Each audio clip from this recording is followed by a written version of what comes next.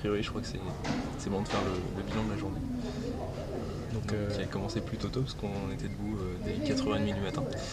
On s'est levé à 4h30, on a renfourché nos vélos et on s'est dirigé vers Angkor Wat, qui est à 6-7 km de là où on était ce matin, là où on dormait cette nuit. Donc c'était nickel, de nuit c'était très très beau. Ouais, très agréable. Ensuite, lever de soleil à Angkor Wat. Donc à profiter de tout ça.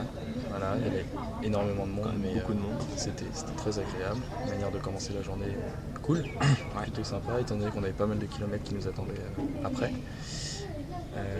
Après, on a foncé à Angkor Thom, qui est l'ancienne, qui est une grosse ville vraiment où il y a tous les temples dans la jungle. Donc là, c'était pas mal parce qu'on est arrivé plus tôt en avance, donc on a pu profiter des grosses structures. Et là, c'était vraiment, vraiment génial parce qu'on a pu découvrir grâce au vélo plein d'endroits qu'on n'avait pas découvert en ayant pris un tuk-tuk. Donc, super bonne surprise, quoi.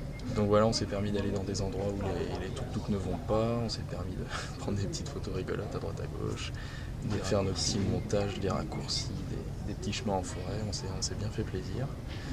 Et puis voilà, ensuite cet après-midi, on a visité le nord d'Angkor. Donc on est allé plus du côté du Palais Royal, c'est bon, bref, on retrouvera les noms. Un grand bassin. Avec un grand bassin. Et puis voilà, ensuite on a dégusté de la cuisine cambodgienne dans un petit resto, pas du tout touristique. Pas du tout, non. Pas du tout touristique. Et voilà, on a repris la route pour redescendre vers Angkor Thom et Angkor Wat, où on a essayé d'avoir des photos du coucher de soleil sur Angkor Wat. On peut peut-être un peu profiter par là. On profite un petit peu du coucher de soleil.